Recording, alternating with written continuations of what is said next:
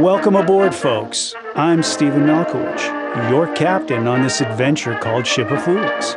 I'm a fool. Lucky for you, I'm not sailing solo. Join me and a boatload of people, all just trying to make sense of this crazy world. It's a fabulous mess, and you're invited. Welcome to the Ship of Fools podcast, where wit meets wisdom. I would like to take this opportunity to welcome Dave Armstrong of CS Designs. Thank you. Great to be here. Thank you so much for coming out on this nice and sunny day in White Rock, British Columbia. Fantastic. It's fantastic. Dave, I invited you onto the podcast here. There was a couple of reasons. Primarily, well, you're a really nice guy. You're a really solid guy. But you're a businessman, and you have a business called CS Designs. And I wanted you to talk a little bit about that, because I don't think that you've been in business for a long time, and I don't want to steal your thunder here when we start discussing CS Designs and what they do and how it evolved.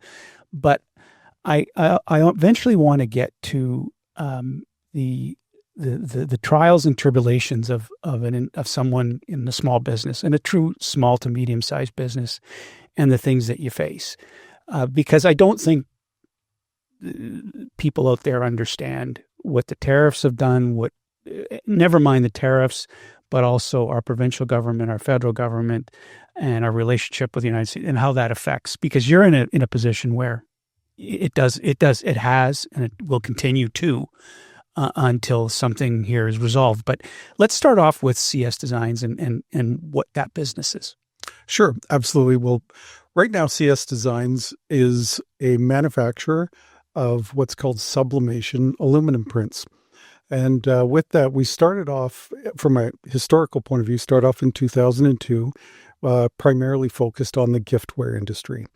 And from that time, between 2002 and 2007, things evolved where we found there wasn't as much demand for Canadian-made or manufactured product.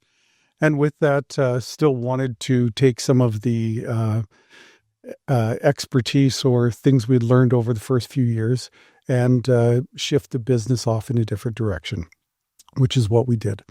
So currently at this point, our primary business is producing large metal panels, which primarily go into art galleries and photo finishing studios. And we mostly do photo reproductions, but we also do art reproductions as well. You have a couple. Why don't you pull up you've got a couple of samples that we can show the camera to the people here. Absolutely. Just show them up here, how beautiful these things are. Yeah, so I brought two samples of things. One is just our aluminum metal prints on a matte finish. So it's a low glare finish. And with that, the unique thing about the matte finish is we have two grades of it. We have an indoor and an outdoor grade. And on the other one. Okay. Perfect. Okay. Continue on. Yeah. So in terms of what we do that's unique is really just the metal prints that we make have a much longer lifespan to them. So they're quite archival. So for example, on the first one we held up, that is on an outdoor aluminum finish with an outdoor ink set, and that is rated as a 300-year product. So indoors in a commercial space or something where it's very sensitive to light, you can have a product that legitimately has a long lifespan to it, and it will survive outdoors. We've had stuff in Vancouver outdoors for approximately a decade, and it's still doing great. It is rated for South Florida, south-facing 10-year outdoor product. So, and you make these pictures though that you do are huge. They're like you've got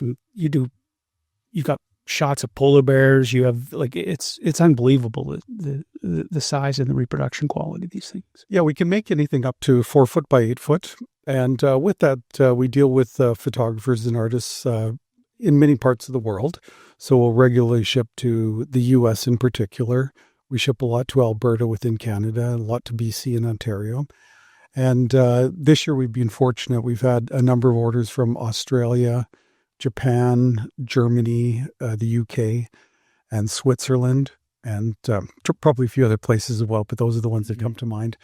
And really, the only reason why people come to us is because, well, we like to think we make a good product, but it is truly the archival characteristics of it. So the ability to last a lot longer.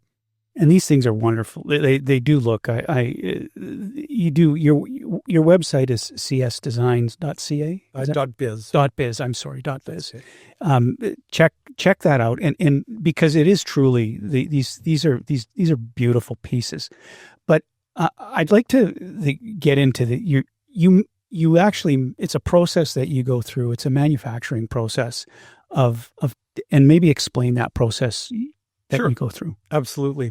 So for the aluminum itself, all the aluminum we start with is all recycled aluminum, and the aluminum gets a coating put onto it. The coating itself, the thing that makes it unique or proprietary, is the coating has a curing. When I say coating, think paint coating, and it's cured with an electron beam.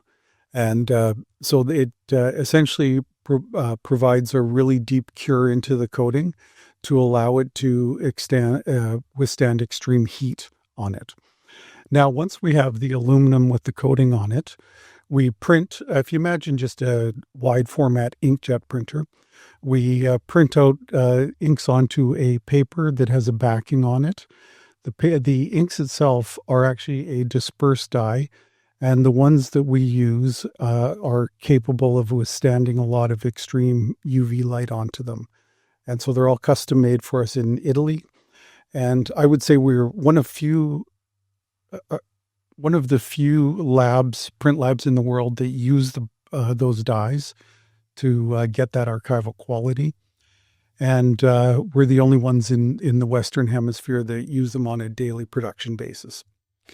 So you have out here in South Surrey, or I'd say you're in Surrey, kind of. What do you call the area? Campbell Heights. Campbell Heights. Yep. But that's just Surrey. Yeah, Surrey Langley. Surrey Langley border. You have a manufacturing facility there that you do the work, and I've watched you do it. You're like an artisan. You are, in the fact that the way you produce these. And maybe talk about you've talked about the aluminum part of things and but the machine that you have. Sure, absolutely. So in terms of the machine, the two things we have are unique. Is we have a delivery system on our printer that allows us to run a unique die through it that other people can't do.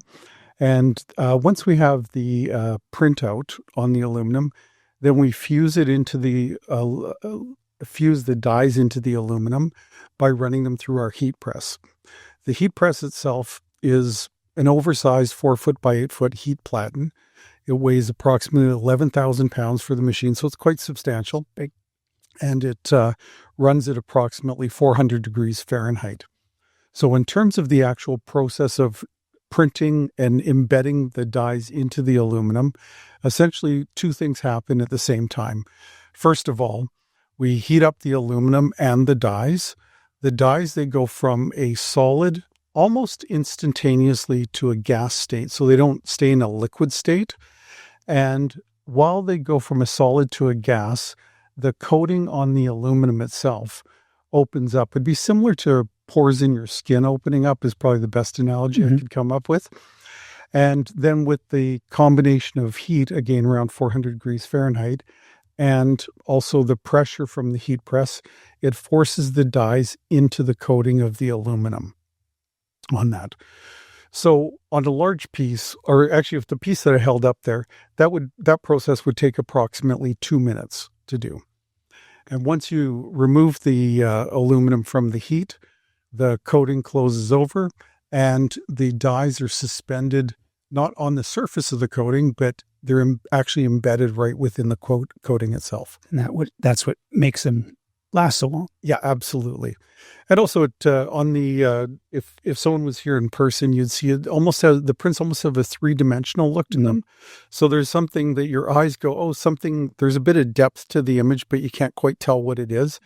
And that is actually because the dies are suspended into the coating. So they're away from the base of the coating.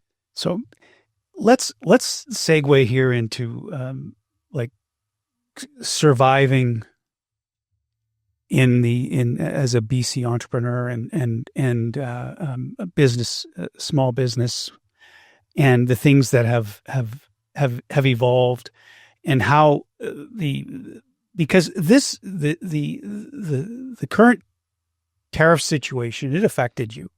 Yeah, it did. Absolutely. It affected you quite dramatically. And maybe tell our listeners and the people that are watching this how, because people hear about this, but they maybe don't directly correlate that to whatever it is, the business that you're in and what you rely on to stay in business. Yeah, absolutely. Yeah, and our unique challenge is the coating on the aluminum. It all comes from the U.S. There's one place in the world that can do the coating, and that's it. So we cannot source it in Europe, Asia, or Canada as well. So our hands are kind of tied in terms of where we go for that aluminum. When they announced the tariffs coming in, we got hit with a 25% tariff on it. And actually, it was a counter tariff. So we weren't being charged for shipping our product to the U.S., but it was the Canadian government charging it on the way in. Yeah. And so that was our unique challenge to us. And with it, there was no mechanism to appeal that right away. So even though we couldn't get it anywhere else, they still wanted to hit us with the tariff. Now, with that, politically, it's a good message because you say, whether it's elbows up or we're going to retaliate and we're going to stand up to the U.S. Essentially, all they did is they hurt small Canadian businesses.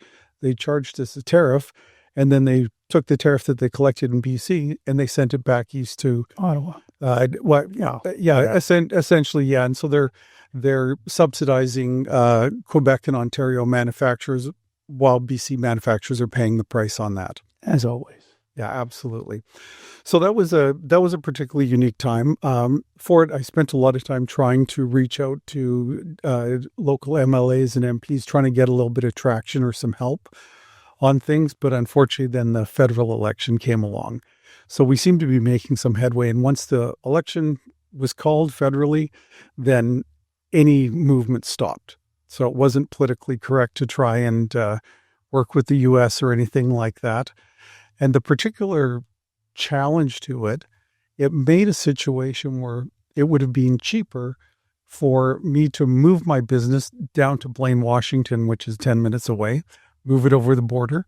And then I could have manufactured in Blaine and shipped the product up here without any tariffs because I've printed on it. So the HS code changes versus staying here and paying the tariff on it.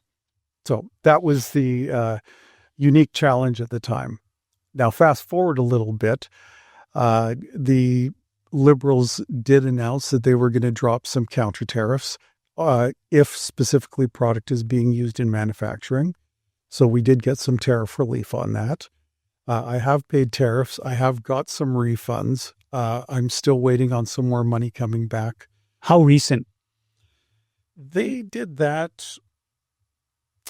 Because we're talking the middle of October here, 2025, we're sitting in. They did a temporary reprieve that ends, I believe it's October 26th, but I'm not positive on that date. So they did a reprieve sort of from June to October here. And so they're just trying to evaluate the situation and change the policy as they go along. And I think the biggest problem is they rolled out a policy without thinking of the implications of it. And again, the implications are it's better for Canadian business to be based in the States, in the U.S., than it is in Canada. Which is not what you want. That's exactly what you don't want. Yeah, absolutely. And so for that, in terms of the American side of things, the Americans have actually been very good to Canadian business, and we do ship quite a bit to the U.S. And unfortunately, the Canadian government, they kind of dug in their heels about some of the cross-border trade issues. So, for example, if an American company ships up to Canada, everything that comes up, even if it's worth $50, there has to be brokerage fees on it and full clearance on the product. Whereas we had something called Section 321. So up until the end of August, everything that Canadian manufacturers shipped to the U.S., you could ship up to $800 U.S., basically tariff-free, didn't have to get a customs broker or anything like that. It was just a simple declaration and ship it over the border. whether it was with UPS, FedEx, or any of the other couriers. So now what happened is I think the Americans got fed up that we had all these tight restrictions on them shipping up here. So then they closed the loopholes, which had been open since we opened our business in 2002, and that exemption, Section 321, was always there. August 29th, they closed that exemption because we wouldn't bend on our rules. They tightened up their rules. From a practical point of view, what that means is it makes it harder for us to ship over the border. Everything we ship now has to have customs brokerage on it. Papered, more cost. And on top of that, you have to do a little bit more documentation. And then the end customer themselves, they're also having to pay tariffs unless they fill out the paperwork correctly and stuff like that. It just makes it more laborious and harder to do business. Absolutely. Absolutely. And from our point of view, Americans have always been great customers for me. I love my American customers. I send product all over the U.S., always being paid well, treated well. I like the people. Mm-hmm. And it's just some of these things, when they're getting hit with extra charges, they're starting to question things a little bit. Mm-hmm.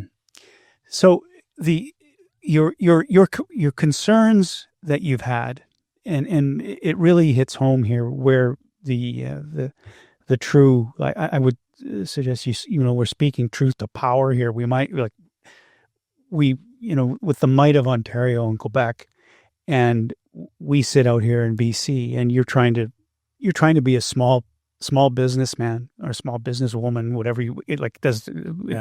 you're just trying to compete in the real world here. And have you had any of our federal or provincial elected officials listen to you? Yeah, absolutely. Okay. They've been actually very good. So in the spring, prior to the election call, we did have a local Surrey MP, Surrey MP. Actually came by, saw what we did, explained the process, explained the challenges, and he was very willing to help me out. But he did say, if they call an election, unfortunately, everything's off. And for that, after he came out to visit, about a week later, the election was called, and that was it. Since then, I'm thinking it was about the end of June, I had 4 local MLAs come and visit. They were great. They listened to my concerns. I walked them through the process of how we made things and what the challenges were, and they were fantastic. And so with that, nothing concrete has come of it yet, but definitely they were listening and going to be going back to talk to this small business group and stuff like that. Well, that's good. At least you're getting they're listening to you. Yeah. And they're back in session now from the summer. So that's great. So now as a small business, you said you sort of, at the very beginning when we were discussing, you were telling us about CS Designs and how it evolved. And has this situation that you currently find yourself in, and you've had to pivot. You've had to constantly pivot. You're always trying to pivot. Where, do you see at the end of the rain, or through the tunnel, or the end of the rainbow? Do you see some light? Like, are you from a business perspective? Are you optimistic? Are you, or I don't want to say pessimistic. You always have to be optimistic if you're in business. Yeah, you have to believe, right? Yeah. Absolutely. I would say the most positive thing that I've seen that I wasn't expecting is I'm surprised with the amount of U.S. business we're doing at the moment. And so up here, you hear a lot of Canadians boycotting U.S. products and stuff like that. As my experience has been, is the Americans are not that way at all. So Americans, like Canadians, they get along with us. They're not... If they want a certain product, they're willing to pay for it. And I'm hoping that these small cross-border issues don't derail some of that. But again, it's been very positive in terms of U.S. business. I would say that started in about July. So June was a really, really tough month for us. So if I had a few Junes, I would not be open right now, to be quite honest. But July was great. Well, I can speak, I'll speak personally from my perspective too we've had, my background is in the newspaper business. We haven't had any issues. And if anything, I shouldn't admit to this, but I'm an avid golfer, and I prefer going down to the U.S. to golf. I do. I mean that. And even when I make the exchange rate, there's 3 or 4 golf courses that I go to. The value proposition is there. Not only that, is I'm treated quite well. Oh, absolutely. Yeah. So there's not like the conflict, largely the propagation of the conflict, the trade conflict. It's not, I certainly don't notice it when I don't. I've, and you're right in that the U.S., the Americans largely don't really care. They'll do business where they'll do business, and if they get good service and they get a good quality product, they'll continue to do business. We have not, I haven't personally experienced any hateful rhetoric when I cross the border. I've noticed that it is a little bit more difficult because I've got my Nexus card. I usually can get through in 5 minutes. Now it might take me 20 because there's less lanes and all that kind of thing. But there's still quite a bit of economic activity going on between the two countries. But this is, it's an Ontario thing. Yeah, absolutely. And I think the thing is that when our different levels of government, when they make decisions on policy for things that they think are going to be a good soundbite or sound great, they really don't appear to have the infrastructure in place to even carry those out properly. And so I think they get a bit too reactionary. And that's what I found in the spring is just one example. In April, I sent an email to Canada Customs. I got a reply back a couple of weeks ago. And unfortunately, just stuff like that where you can't phone anybody, you can't talk to anybody. They've made some errors, and you can't get your money back. Is the bottom line.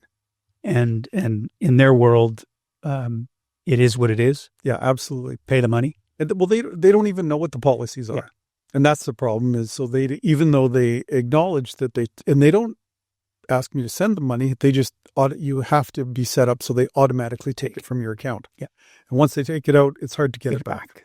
Yeah. Yes, absolutely. So your reality that you've been dealing with here has been the last. Would you say that the last 12 months have been? Well, how long ago was the federal election? Yeah, that was springtime. Springtime. Yeah.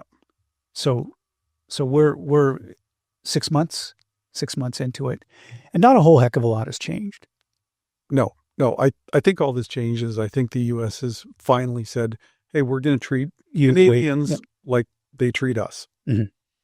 Yeah. So it's a little bit of a tit for tat. They bounce things out, which makes it harder. We always had an advantage over the U.S. Mm-hmm. And now if you were to break down your business makeup, is what percentage would you say is U.S.? A little bit hard to say because, like for example, we sell a lot into Alberta.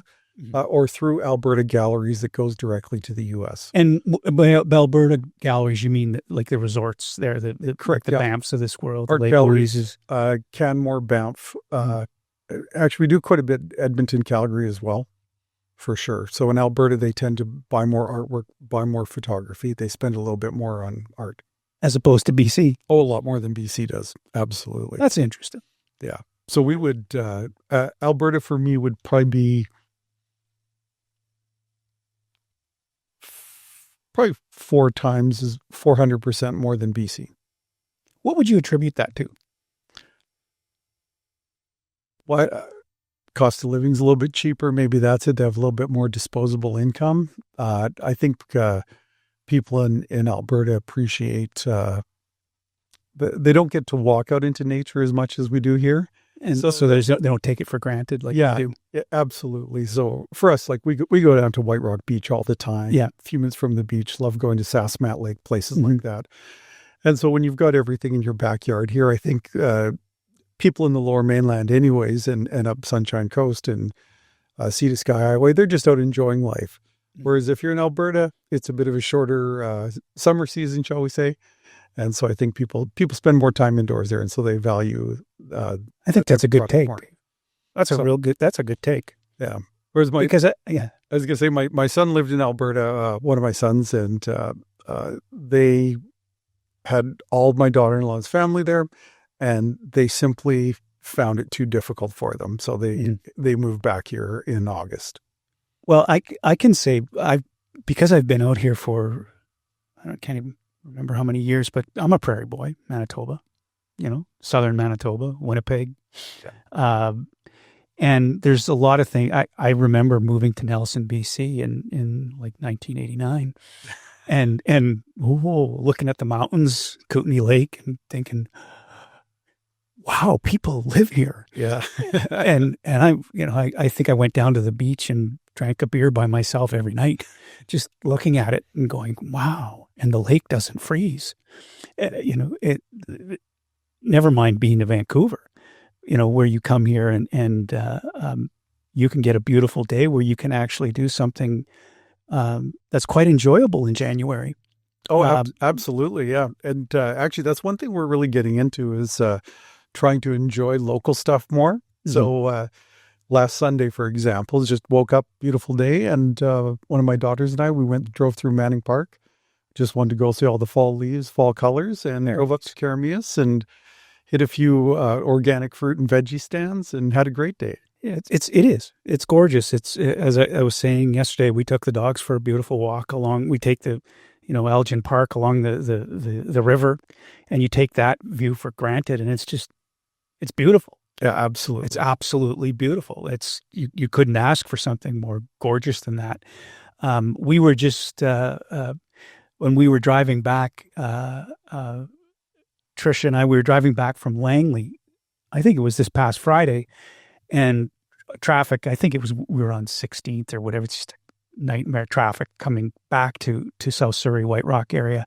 But Tricia was taking pictures out of the window. Oh yeah. And I'm like, what are you taking pictures of? Well, it's just the mist, and I thought it was a rainbow, but she was just taking these beautiful pictures of the scenery out as we're moving at a mile an hour in rush hour traffic. But it was quite beautiful, and we take that for granted. That beauty. I suppose you could say that you have that out in the prairies. But I don't ever remember anybody sticking their phone out the window or never mind their camera out the window when we were driving, taking pictures of anything.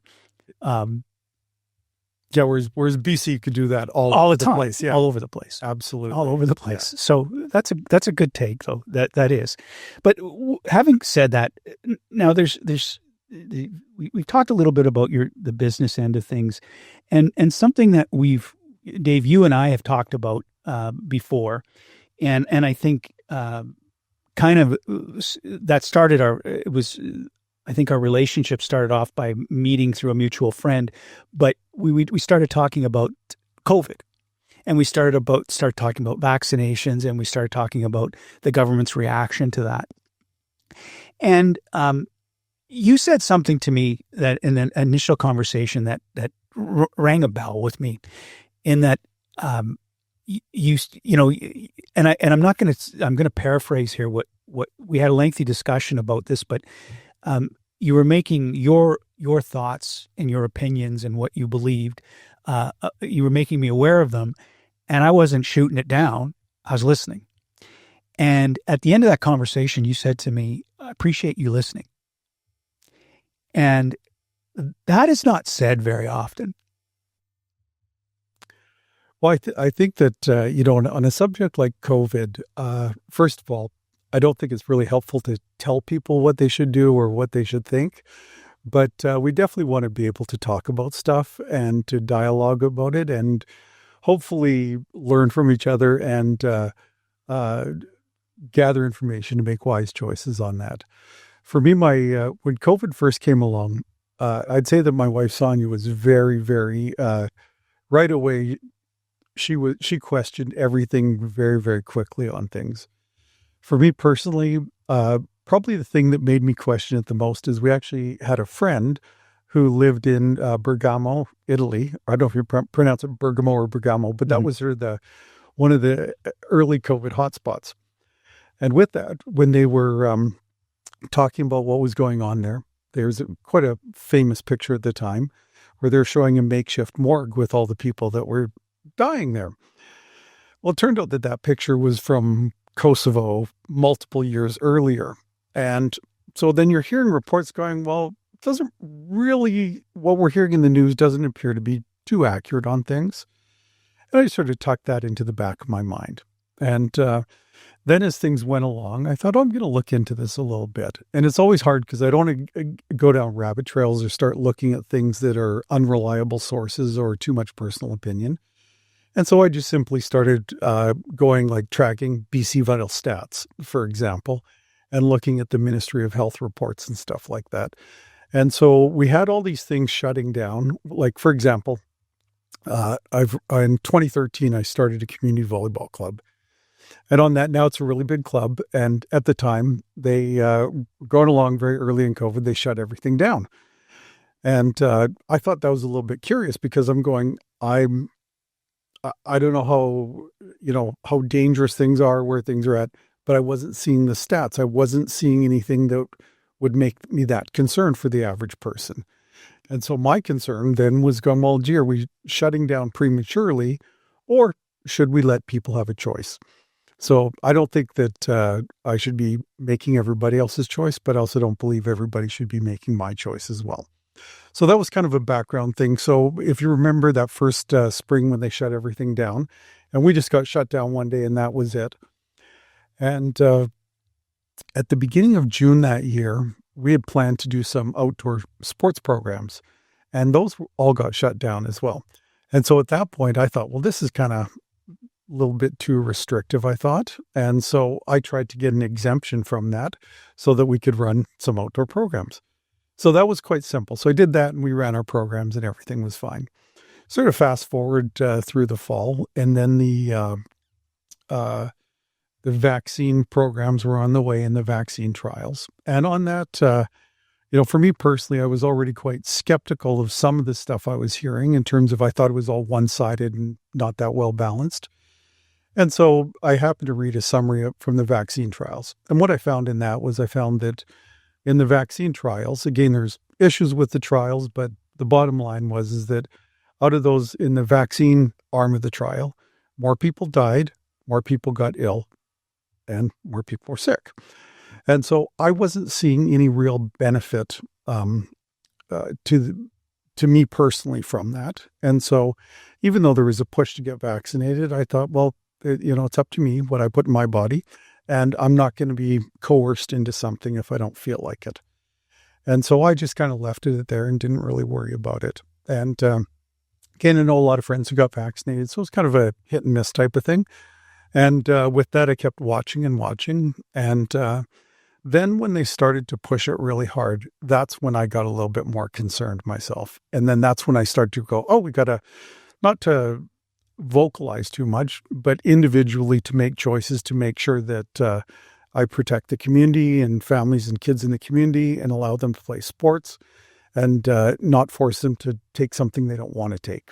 So sort of headed down that path a little bit. Mm-hmm. From that, that led a couple of places. And one was, I'm trying to think where to start on this. This is a few years ago now. But I think it needs to be discussed. Yeah, absolutely. And so for that, like, for example, they had mask mandates. Well, at the time, so I was coaching community volleyball. I was also coaching at a local high school as well. And they had all these restrictions of kids can't play sports. You were allowed in volleyball 6 aside on the court. You were allowed 3 people on one side of the court, 3 meters apart, everybody wearing a mask. So for that, I wasn't going to force anybody to play. but I wasn't going to play like that. I wasn't going to do that. And I wasn't going to do that for a couple of reasons. One, I actually didn't believe that that's what parents and children wanted. And so I wanted to give them a choice. And so I simply changed my practices later at night when the school was less busy, shall we say. And I just made it that it was masks optional on things. At first, there was a little bit of pushback, just because people were surprised that I was saying masks optional. And so what I did is I just had individual talks with parents. And I did talk to them about my concerns. I'll give one example of a concern. If you ever go into, you're a golfer, yeah, of course, go buy a new golf shirt. Take your golf shirt, you take it off the hanger, you take it out of, if it's folded on a rack or something like that, take it off, you let the golf shirt drop down. What do you notice? There's no wrinkles in it, right? Mm-hmm. Golf shirts are wrinkle-free, essentially, as you get a more expensive golf shirt, right? Yep. And when you look at fabric masks, what do you see on them? People are wearing these masks all day long, and yet there was no wrinkles in them. And so when I talked to parents, I said, look at your child's mask. Look at your son's mask. Why do you think there's no wrinkles in it? And none of them had an answer for me. I said, have you ever heard of formaldehyde? And all of a sudden, parents are going, yeah, but what does that have to do with anything? I said, how do you think you get fabric that's wrinkle-free? And they're looking at me going, I don't know. And I go, it's formaldehyde. So essentially, you're telling your child to wear a piece of cloth that has formaldehyde in it that you cannot wash out with regular detergents, and you want them to wear that 8 hours a day in school or 7 hours a day, plus you want them to wear it while they're playing sports. Mm-hmm. Well, that horrified most parents, and they didn't believe me, and they go and check it out, and they came back, and all of a sudden their kids weren't wearing masks anymore. So anyways, that's one example of, you're not saying, hey, if you want to wear a mask, God bless you, wear a mask. I'm not telling people how to parent, but it was just provide information and they could make a decision. So in that, I believe we had 21 boys in the program. And I thought, because there was no games against other competition, I just said, look, we're going to just run this program till you guys get bored coming here. Mm-hmm. They showed up every single night that we had a practice right up to the last day before Christmas. Kids were anxious to play. Out of, again, I think 21 was the number. Mm-hmm. 20 of them did not wear masks. One did. So that was kind of what I took to be the sort of the gauging how people felt about things. Mm-hmm. Anyway, so that was like, that's one example. And from that, they came back and they had all these restrictions. There was a time when they said there's no indoor sports in the province. And so at that point, I was getting a little bit bolder. And so I dealt with Fraser Health and City of Surrey in a few places. And we actually became the only youth indoor sports organization authorized to play sport in the province. And it was just from asking. We weren't telling them what to do. We weren't in a position to tell them what to do. We just had to share our views on things and explain the benefits of playing sport and let them decide. And gratefully, Fraser Health was amazing. And sorry, just lost my City of Surrey. They said fine. Absolutely. Sport BC gave us insurance. And most importantly, probably the thing I was most proud about was that spring, because we really pushed it on that. We had a few girls get university scholarships out of that because. So if anything comes from this, and I think that we see this now, and it's not necessary. It's to question. Absolutely. Ask the question.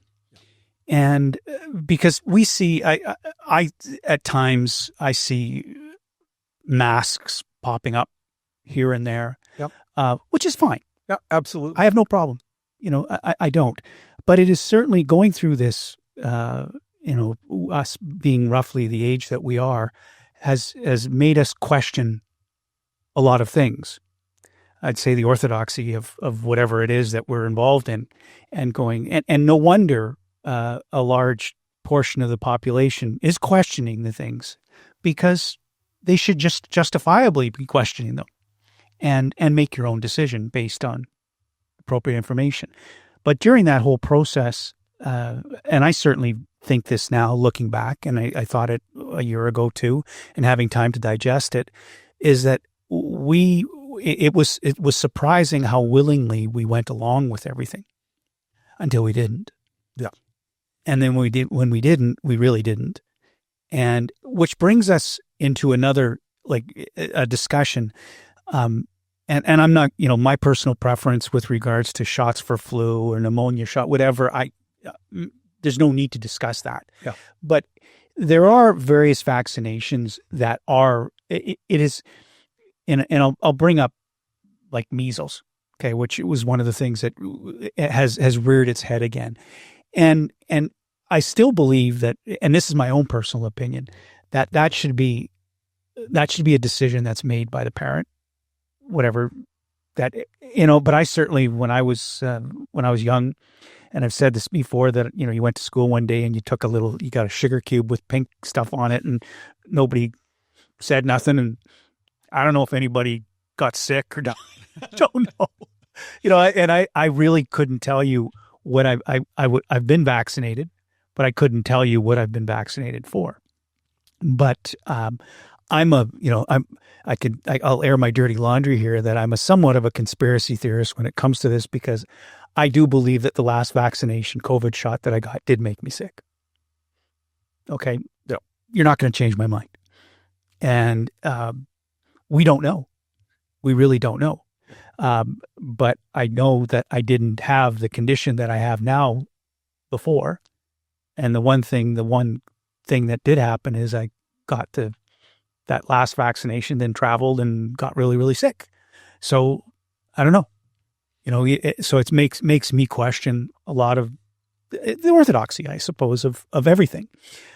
Yeah, no, I was the same way, actually. So my background, so my mom was a registered nurse her whole life. So in the medical thing, my mom was very trusting of medicine and all that type of stuff. And so we didn't grow up in a family where we were questioning all this. And it really wasn't, just wasn't a big topic of discussion, so to speak. And now, having said that, just when I started to question things, I've even looked back at some old things and started to go, oh, well, have we really been told the whole truth on things, for example? And again, not going into offbeat sources and stuff like that. I think in the late 90s, maybe 96 or so, the FDA had put out a little graph celebrating 100 years of clean drinking water. And probably to me, and you can look at a graph and you can focus on different things, one thing or other. The one thing that I really focused on right away is that infectious disease deaths in the U.S. hadn't changed from early 1950s to late 1990s. And I thought that was really interesting because when you look at the time, so there was no polio vaccine at the time. Again, polio kind of fizzled out in Europe without vaccines and stuff like that. But you're going, well, we're in the U.S. where there's better data. You're giving the kids a lot of vaccines, a ton of vaccines, actually. And yet, in terms of deaths as a measurement, infectious disease deaths are the same. And so for that, you go, well, do we really need to give them that many? And if I can sort of go on a side one in the States to get away from the BC thing, a few weeks ago, I was down at just down over the border in Blaine, happened to drive by the Blaine High School, and they said vaccination clinic sign there. And I thought, oh, that's interesting. They have a vaccination clinic at the school. And I went over and got some gas and picked up a few groceries and stuff. On the way back, I drove down back a different route, and I see another vaccination clinic. And I'm going, this is Blaine. How can this be? So when I got home, I went onto the Blaine School District website and looked up to see what it said about vaccinations. Well, to go into kindergarten in Blaine, don't quote me on the number. You can look it up yourself. It was like 11 or 12 vaccinations.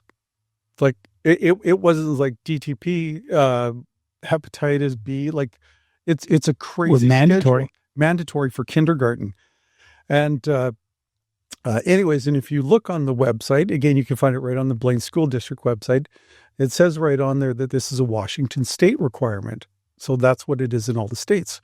So you can't even let your kid go to school without a ton of vaccines down there. So with that, even though I found things to be a little bit aggressively pushed here, what I mean by that is people lost their jobs, including Yeah, I have family members who lost jobs and stuff like that. I was really shocked at how big of a push it is down in the States. Still. Yeah, absolutely. So that's, I showed it on Sunday to my brother and sister-in-law because we were talking about it. And so it's currently, that's the thing down there. Well, that I didn't. Now, what is here in BC? I'll ask the question. What's the requirement to go to kindergarten here in British Columbia? How many? Do you know? I don't know. Just because we there was a couple of things that our kids got when they were young. Our youngest is 20. We weren't heavy followers of a vaccine schedule or anything like that. And so I'm not sure. My wife would correct me. I don't think we ever ran into any issues like that. I don't believe. Yeah. Having, 4 kids, I don't, but the grandkids, that'll be a question to ask. And I know Trisha's probably asking the question to find out because I don't know. Well, after we're done here, I'll show you the Blaine School District one. You're going to be shocked. That's unbelievable. So the situation, and I haven't heard anything in the news recently as to, but I look at when I see something like a measles outbreak in Alberta, I question it now, like I do. I don't, I can say, well, I don't know. I can look at it online. I don't know who's cooking the books or who's making because it is subject to interpretation. Really, it is. So, but we haven't. It's like we had I think in the Fraser Valley we had a meningitis scare. A little. This always crops up. Yeah. And if you look up meningitis, how rare that is. Okay, but I don't even know if it's you can get that by contagion. I don't know. That's a question. That is good, but it rears its head, and then we go, well, that's because of whatever it is, or is it just that just happens? Yeah. I don't have the answer to that, and so I know myself. I'm getting notifications on my phone on a regular basis for I don't even look at them. For a vaccine, I don't know what. No, I mean that. I do. I just delete them. Yeah. Okay. I'm not. That's how cavalier I suppose I've become, and then I don't even. Now, it was a requirement because I did travel quite extensively during the COVID period, and it was a bitch. It was tough being down in the States and trying to. I liken that to a fighter having to make weight. For that specific weight category that they're fighting in, they're boxing in. That's what I felt like when I was down in the States, having to find out, okay, what do I need to have this shot? I need to have that shot. What do I need to do to get on a plane? Am I going to be, and then I would try and phone the Canadian government to find out, and I would be put on hold. I couldn't talk to anybody. And if I did talk to somebody, they didn't have any real answer. And I remember we had to have that Arrive Canada app, I think it was called. Yes. Which is faded into the Netherlands. Just a colossal waste of money. Typical of our federal government boondoggles. Yeah. But it is shocking to look back. But it's in real time right now too. We're seeing it play out.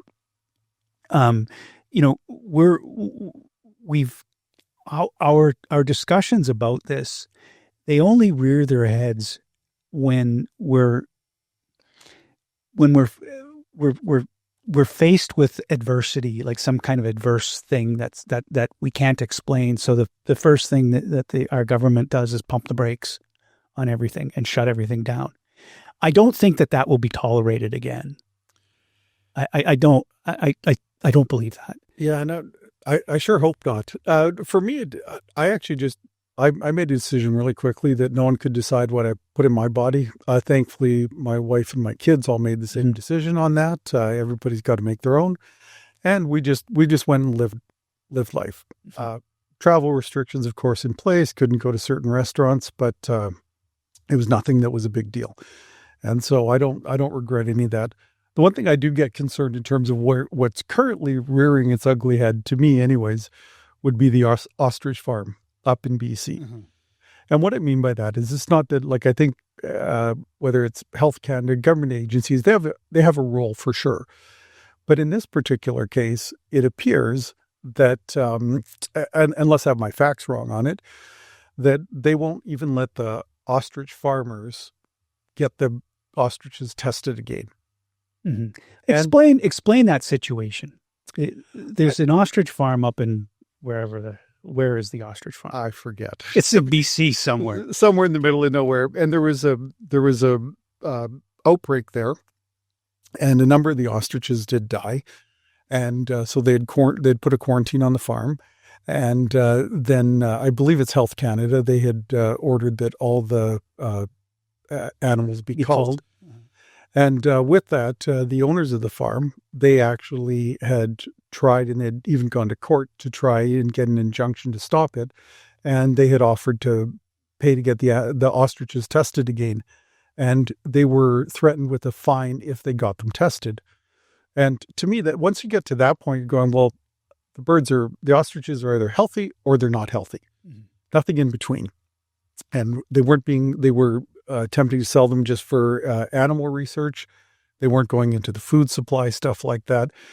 And once you say to people, we don't care, we won't even give you an opportunity to prove that the ostriches are healthy, that to me seems very unfair. That seems extreme overreach on that. And that it rubs me as not a health concern. It rubs me more as a control issue. Mm-hmm. And that's, to me, that's what I felt the most in COVID is people trying to control what we were doing. So whether I couldn't get into a restaurant or a game or on a flight, stuff like that, it shocked me that they would want to control me so much. Mm-hmm. And so I push back on the control as opposed to, I'm fully supportive of trying to discern whether something's a real threat or not. Mm-hmm. And it has, that ostrich situation, though, it's still ongoing. Oh, absolutely. Absolutely. And the poor people going through it, they're going to lose so much money. They're going to be destroyed by standing up. Mm-hmm. And that's probably the other lesson learned is a lot of times you don't want to just, stand up and shake a big stick. Sometimes you just make your own decisions and go about business. Mm-hmm. But then you have your government, whatever the government agency stepping in and deciding for you, which is that is, I would suggest that that's overreach. But I could, I have a guest booked in from to discuss the situation with guns here in this country too, which will be a stellar one too, because it's not that I'm not like the gun buyback program.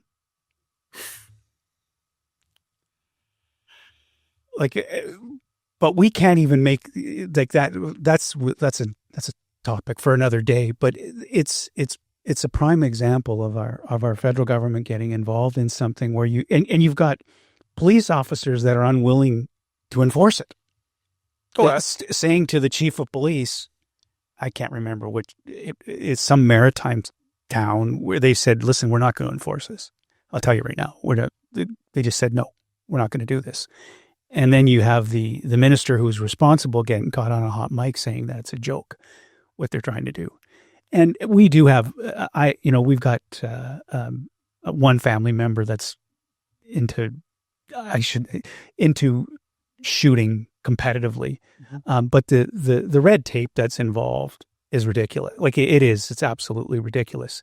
But at the same time, I'll say, listen, you know what? We don't have a cavalier attitude towards firearms, but at the same time, let's take the decision it's a personal decision, and whether or not you want to have a shotgun in the house and I'm saying this, if you're a hunter, all the people that are following that are required to follow the law aren't the people that you're actually trying to catch. Absolutely. If you said you lived in Nelson before, yeah. I lived in Cranbrook and Fernie, so I know the Kootenays a little bit. Yeah.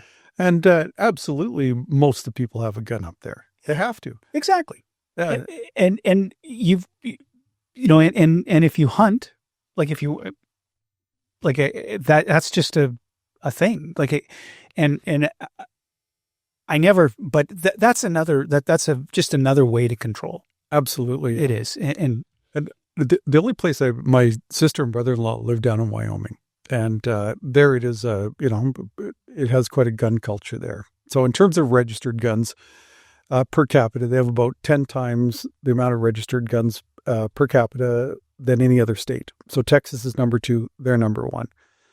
I went down there a couple of summers ago, and it was the safest, best place I've ever been for safety. You felt so safe there. And it's true, the stats bear it out. It was like lowest murder rates, lowest violent crime, lowest crime. Everything's just safe. You can't choose to take your gun everywhere. So if you were going into their equivalent to the PNE, you can't take your gun in there. If you're going into a concert, say at Rogers Arena type thing, you couldn't take your gun in there. So there are restrictions on it, but it's just a normal part of life down there. And it actually to me, it was very interesting. It felt very safe there. Mm-hmm. So interesting. Now, I don't know if you can pull it off in a bigger city. That might be a little bit more difficult. But those that, if like the criminal element is going to get their hands on a gun, however whatever you do. But the onus is always put on the law-abiding citizen, the person who's actually doesn't have malicious intent, or they're just, they may hunt, they may need it for personal protection, whatever it might be, from a wild animal, whatever. Yeah. If I'm out hiking, if the West Kootenays, East Kootenays, you're out hiking, you don't know, you get hit up by a bear, you hit whatever kind of wild animal. But I'm just saying that this whole, I wasn't paying much attention to the gun thing until I'd say the last 6 or so months, and going, this is a story that needs to be told, because the normal Joe or Jane out there they don't pay attention to it, because how does it really affect you unless you're directly involved in it? But if anything, our experiences, I would suggest, have made us a little bit, I would suggest maybe a tad bit more sensitive to these types of things. Oh, absolutely. Yeah. And so, I'm very much, I hesitate if I call myself my new attitude, or I might say my attitude now, more libertarian, but it is in the fact that I don't want to be told what to do. Yeah. And I don't think anybody does. I think they want to make that decision themselves. Now we can all agree that there's some things that we should all, row in the same direction. But I always thought I was being quite indignant when they introduced the law that you had to wear a safety belt. A seat belt in the car, until I got 3 tickets in one day for not wearing a seat belt. I sure showed them. Yeah. Now I get it that wearing a seat belt it bears fruit. That it probably will save my life. Like if you're gonna ride a motorcycle, you should probably put a helmet on. Yeah, absolutely. It makes sense. Yeah, it does make sense. I'm not gonna. That's not that much of an infringement on my personal rights. It's personal safety. Yeah. Right? Absolutely. It makes sense. And societal. There's a societal balance of what type of a neighborhood you want to live in. Yeah. You want, ultimately, at the end of the day, whether you have guns or no guns, really it comes down to safety.